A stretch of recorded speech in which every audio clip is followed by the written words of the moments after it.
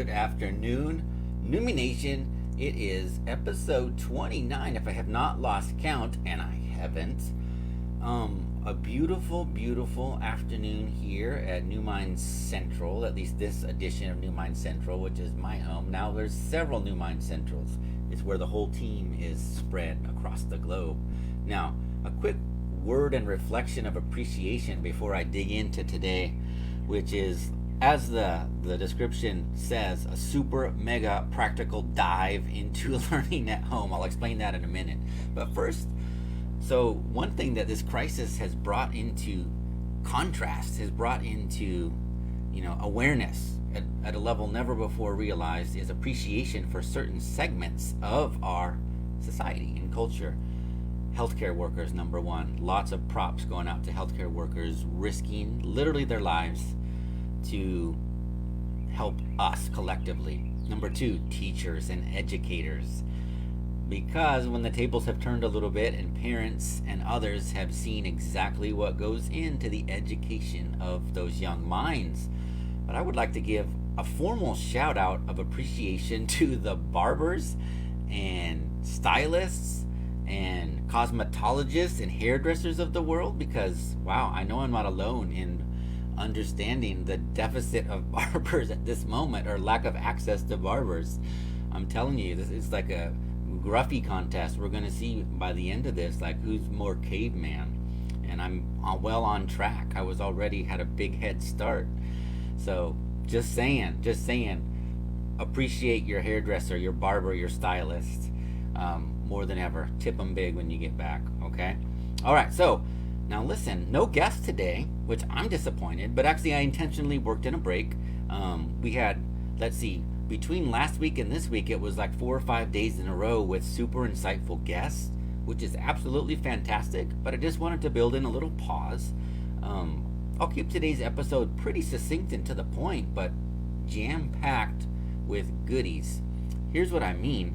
So I was going through some of our parent programs today, some of our parent materials, and I came across this program that we always do this time of year. Usually it's like, late April or into May, and it's called Top 10 Ways to Bring Learning Home. And it was originally designed as a New Minds take on how to do cool, enriching stuff at home during the summertime.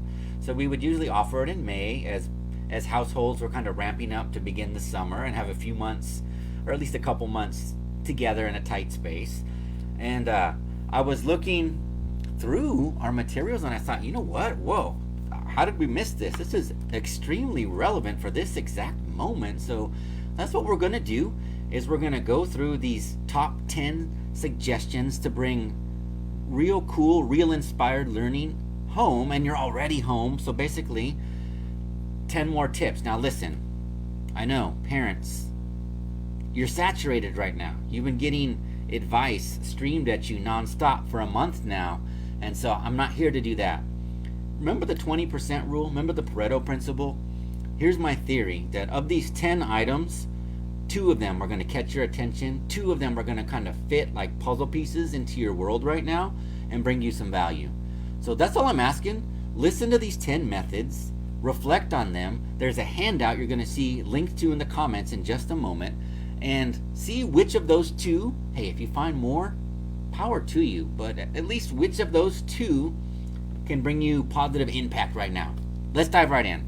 So let's do our little share. Let me get it on the right screen. Raise your hand if you learned like 12 new technologies in the last month. Right? It's exciting. It's an opportunity. Like so many things that we've developed here at New Minds, out of need right now, we never would have had time for it before if we were in our old kind of modus operandi of the hustle and the bustle and making programs ready. Okay, so here we go. So, top 10 ways to bring learning home. Yes, Mr. T, all the time today, just for today. We're looking at piping in an awesome guest tomorrow, and within the next couple of weeks, revamping and rebranding the show a little bit, that I think you guys are going to love what's coming. I know you've loved it so much already, and it's hard to imagine how to even make it more impactful, but trust me, there's space there for that. It's amazing. Okay, listen. Um, so what we did, we did this in kind of a cute way. So what we did is we kind of zoomed around the house, and in each room of the house kind of represents a time of day in a really indirect way, and that's how we kind of structured these top 10 things to take learning home. And I see now I'm getting the feedback from the direct that my pretty little face is covering up some of the key text. So just speaking of learning all this new software, I'm going to go in and make some adjustments so that my big face is on a different part of the screen so you guys are not missing. Here, let's try that corner. Let's try that corner. Okay, and ta-da! Wow, how did I do that? I jumped right across the screen. Amazing technology. Okay, thanks for your patience, guys. Okay, so number 10. Something right there in the bedroom that you can do that's enriching, that's good for you. Cross laterals. Okay, so I've been doing cross laterals with my students for years, way before New Minds, when I was in the classroom. And this is, based on some of the brain research about brain hemispheres and the functions of the hemispheres. And we don't have to go down any rabbit holes into some of the controversy that tries to associate hemispheres with personality traits. But that being said, the two sides of our brain, the two hemispheres, do control the two different sides of our bodies. So anytime you're doing an activity that crosses that center point of your body, that's considered a cross lateral. Now, there are formal exercises you can do, and in the handout that you'll see linked to in just a moment, there's a link to several different cross laterals that you can do. There's YouTube videos, there's entire books about them, but really, use YouTube, use Google, find some cross lateral exercises. There's some fun ones. You can dance the Macarena. You can, there's one that I always teach called the finger walk, okay? Right? Like this. You can go fast, you can go slow. There's a fun one where you cross your hands like this and fold. This one takes two people, and then the second person has to point to a finger and you have to move it. You're tricking the brain because from a visual point of view, the hands have been crossed, so the signals get crisscrossed. Anyhow, all these things force this integration of the two hemispheres. Super healthy. It's kind of super toning. I used to do it in the classroom and have the kids do it before exams or for high pressure situations. It almost became almost like a mindfulness technique. Super cool. That's number 10. Number 9. Go outside. Not just go outside, of course, yes. We want you to go outside and breathe fresh air, walk the dog, climb a tree. Remember that from when we were kids? Is it still allowed? Is it still legal? I think it is, but do it carefully. Do it with supervision. But here, you can specifically go outside with a cool learning objective. Well, let's bring geocaching into the spotlight a little bit. Remember, this has kind of like gone on and off the radar in the last several years. I remember it got really hot, maybe, 10 years ago, was it? I was maybe more than 10 years, because I was still in the classroom, and geocaching got really hot. I even did a workshop on it. It's super cool. It's kind of nichey, but wow, talk about like problem solving skills, analysis, critical thinking, collaboration, communication. And there's a link to more information on it in the handout, which it's already been linked up. Thank you, Miss Kristen. But essentially it's this: all around the world, we don't realize it, all around us, there could be one right in front of your house. People who are into this hobby have hidden little caches of things. It could be little knickknacks, it could be little notes, surprises, and they're all logged in these geocaching apps. And when you get one of these geocaching accounts, you can use spatial reasoning and you can find these little caches and find them. It's like literally finding a little hidden treasure. So wow, what a cool moment to explore some of this, as long as you're, maintaining social distancing and all these things. Geocaching, yeah, beautiful. Give it a shot. Download the app. Okay, tech time. Yeah, I know, right? Probably of all the 10, this is probably the, gonna hit the screechiest at you in this moment, because like I said, this was designed for like a typical May as you were heading into summer. But I know, parents, that you need those breaks when you just let the kids have the tech and it's not school time, but you want it to be something enriching. Have you explored all of the cool Sudoku apps that are out there? Like if you're kind of old school and you love to do Sudoku the old-fashioned way with, pencil and paper, that's cool. But for those reluctant puzzle challenge kiddos, sometimes the app is a nice plus because you get some more of that, sonic audio feedback. You can play around with the texture, with the screen, with the fonts, and sometimes that's what it takes to kind of get them into it. You get little hints when you get stuck. Sudoku. There's some other visual spatial rooms. There's escape room apps that require critical thinking and analysis and deductive reasoning. Cool stuff. The visual spatial one, I'm losing the name of this one in the middle here, which is fantastic. I wish I didn't lose that one. Okay. Oh, so Mr. T's backing me up here. He says, dude, I took more than one PD course in Frisco for geocaching. Yeah, he agrees it's a great idea. It has slipped my mind until now. Like, wow, what a perfect thing. More people are getting outside, ironically, and it integrates technology and nature, and it builds all those critical thinking skills, those 21st century skills. Yeah, geocaching, man. I think that's a cool way to go. Okay, let's see.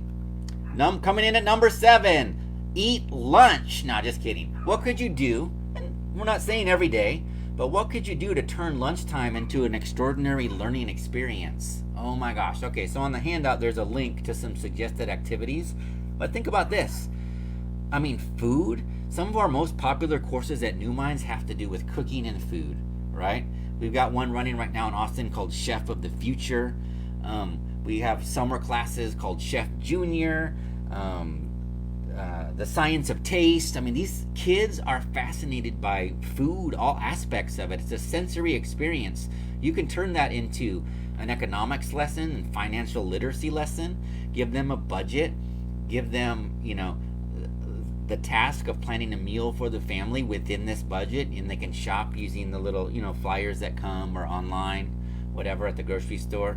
What about nutrition? What about, there's some really cool apps out there where you track your daily diet and it calculates nutrient intake, calories, things like this.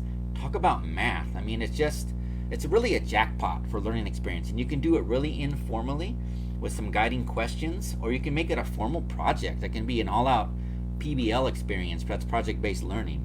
So think about that. Think about how you can turn lunch into something super fruitful and enriching. Coming in at number 6. Read. Okay, but what I want to bring up here is if you, and for years I've been kind of coaching parents to treat this delicately, because if you have a reader who does actually enjoy reading, you want to be so careful not to smother it, with overanalysis, right? So it's that fine line where you want to encourage and nurture the reader and not abandon them. But at the same time, if you over smother and have them take quizzes and sign up for all these programs and things like that for earning points, that can just kill it too. You want it to be intrinsic. So what this is, you'll see the link on the handout, is questions, ways to structure questions for your kiddos about what they're reading that are kind of based on educational models and designed to sort of pull out that critical thinking. Okay, they're not just this knowledge level questions, like who's your favorite character. I mean, that's fine if they're going to discuss that and things, but guide your questions with the Costa's levels of questions and multiple intelligences. Okay, so all that is on the handout. Coming in at number 5. All right, in the kitchen. Now, I know this is interesting. All you have to do is walk into the grocery store in the baking aisle and see that every last bag of sugar and flour is gone. I mean, the first time I saw that, I'm like, what? People are cooking again. It's like a throwback in a lot of ways right now, and one of those throwbacks is people are cooking from scratch a lot of things. What a cool opportunity to work in some real math, real relevant math. Simple examples. Having your child help you with a recipe and doing a multiple of the recipe. Wow. One of the hardest things I can tell you as a former elementary teacher, one of the hardest math concepts to get are fractions. Mixed numbers, improper fractions, things like that. And one of the most real-world application places for fractions is the kitchen.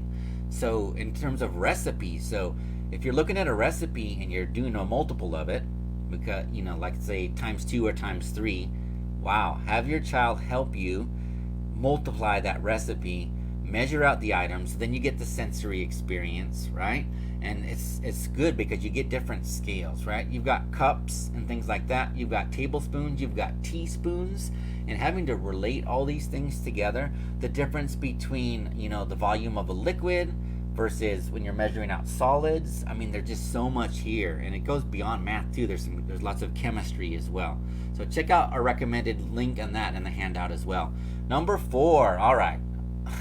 Have you taken a drive yet, just to kind of like get out of the house? Even if it's just a family drive and you're not even going to roll down the window or stop, just to change the scenery a little bit. Okay, well, there are activities that you can use on a drive that really stimulate, critical thinking and creativity. There's this classic. The book itself isn't classic, but it comes from like a classic story thread called Fortunately, Unfortunately, and I've seen it manifested in different cultures in different ways. But there's a picture book by that title, and it kind of creates this story thread where something good happens, and so it's almost like a structured, scripted story. So there was a farmer who and he had a son. Unfortunately, his son fell off the horse and broke his leg. And you're like, oh man, that's bad. But then the story takes a twist. But fortunately, the next day when they came back, the army came by to draft him, they couldn't take him to the war because he had a broken leg.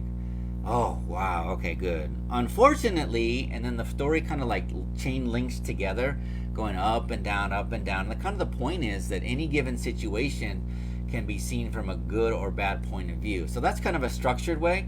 Team storytelling is much more simple, and there's different versions. But basically, a group of people weaves a story together, one sentence at a time. That's the rule I like, is you can only utter one sentence at a time. And one way to keep it threaded together is you say, okay, the person continuing with the next sentence has to use at least one content word from the previous sentence. So in other words, not an article. And so that's how the story gets linked together. And it's just so fun. There's so many things that you're learning with that. Number 1, improvisation and quick thinking. Just the raw creativity of weaving together a narrative. You have to have a growth mindset because you might have a direction in mind for the story that you have to let go of, and so on. So fun stuff to do in the car while you're driving around. Mr. T says, yeah, going back to the kitchen. Cool takes on understanding the purpose of baking, cooking ingredients for substitutions. Yeah, oh, hey, man, thank you, T, for bringing that up. So I happen to be vegan, so my house is totally plant-based. So when we bake, we have to do a lot of science and experimentation to replace ingredients, and it's really interesting. For example, why on earth does flaxseed replicate eggs when you're baking, right? Like, what is the chemistry there? Like, how can flax seed imitate eggs or even applesauce in some cases? So thank you, Mr. T. Great addition there. I love that. Okay. All right. Coming in at number 3. Yeah. Can you tell the meals are very important here? So dinner time is a great time for family conversation. I've heard so much about this situation, putting excuse me for this cheesy phrase, putting dinner time back on the table. Ew. But you know what I mean. Like, families are eating dinner together around the table again. And wow. So divergent questions are a way of structuring questions that force creative answers beyond the mundane, beyond the knowledge level. And so what we have is a link to some question stems that you can use to structure questions for your child, okay? To have the conversation be more stimulating, be more rich, and to get beyond sort of those rote answers, kind of those scripted conversations we have. Like, how was school today? Fine. What'd you do? This. What was your favorite thing? Right?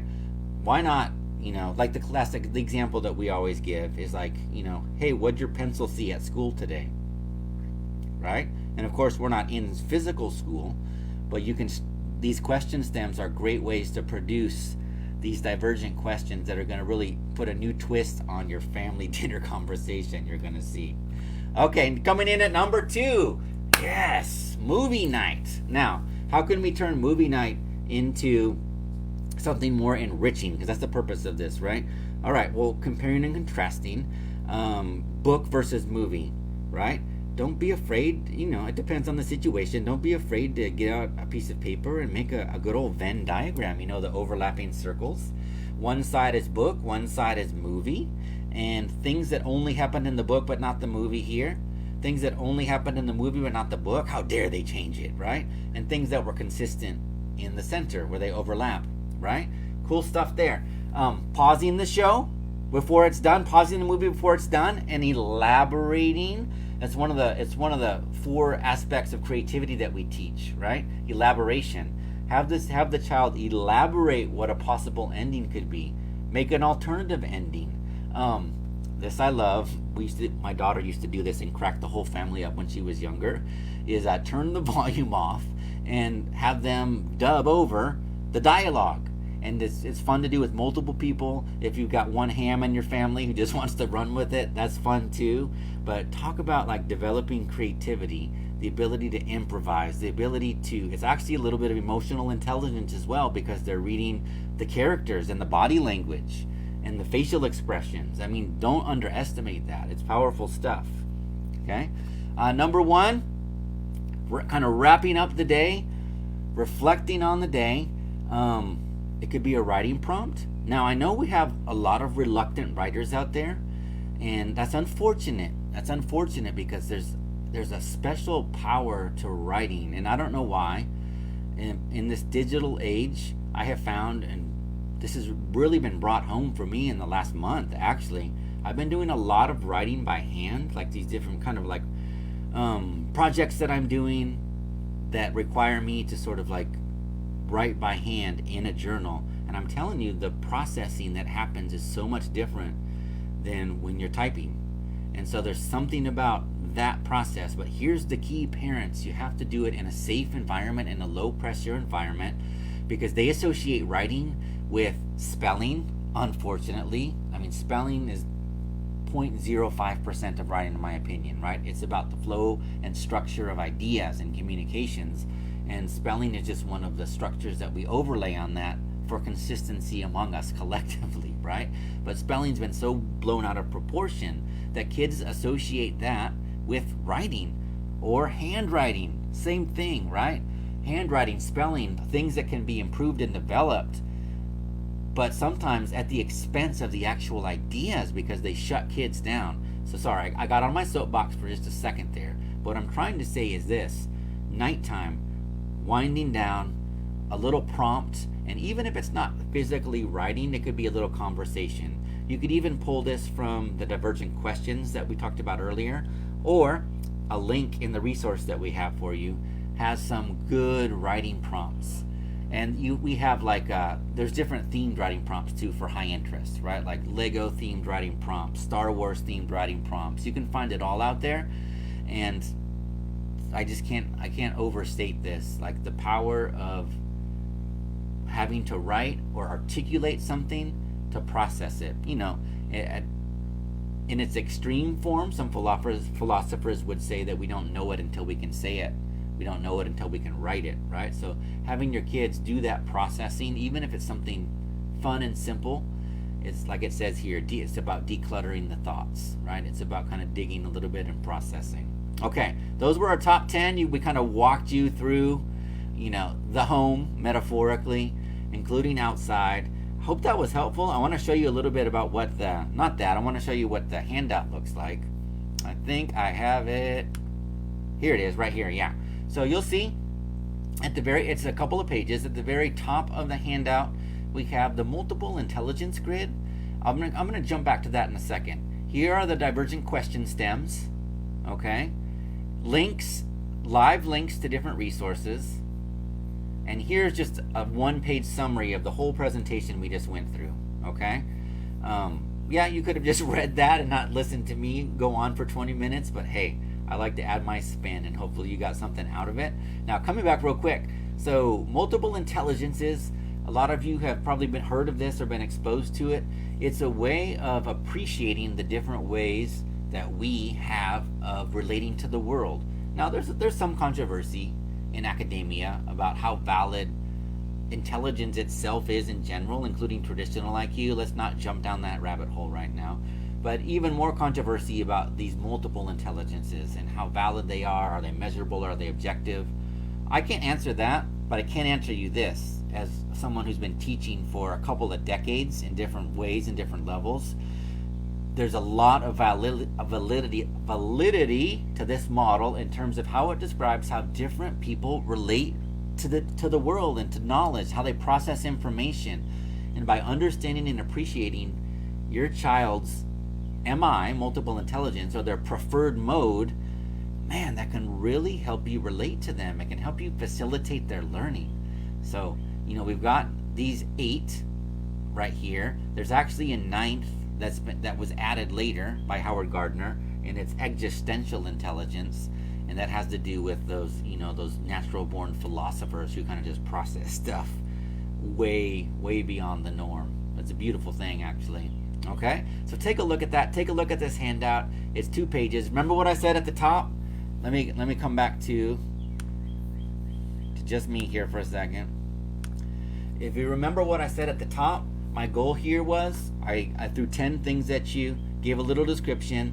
My hope is that 2 out of those 10, or that 20%, remember the 20-80 rule, the 80-20 rule? I bet about 2 of the things on that list of 10 can bring some value and impact to you and your household right now. So please, take a look at the handout, see what feels right to you, experiment, let us know which ones were valuable, because that will help us elaborate. Okay? All right, thanks, parents. Not just parents, anybody who tuned in today, because as you know, this show is about a lot more than just parenting. It's anyone who is interested in that insight, that real inspired insight that's going to add kind of a layer of meaning, creativity, productivity to their life. And so that's the purpose of the podcast and why we bring in these guests for super insightful conversations, and much more of that coming. And always, if you have recommendations for someone you think I should reach out to bring on the show, let us have it. Let me know. You can comment here. You can send us a note at newmindsadmin@newmind.com, or even directly to me, ben@newmind.com. So in the meantime, have a fantastic day. Keep it real and inspired, just like New Minds TV, and pursue your passions until they become your talents. And I always feel like I need some outro music right there, but you can just imagine it. All right, folks, have a great night.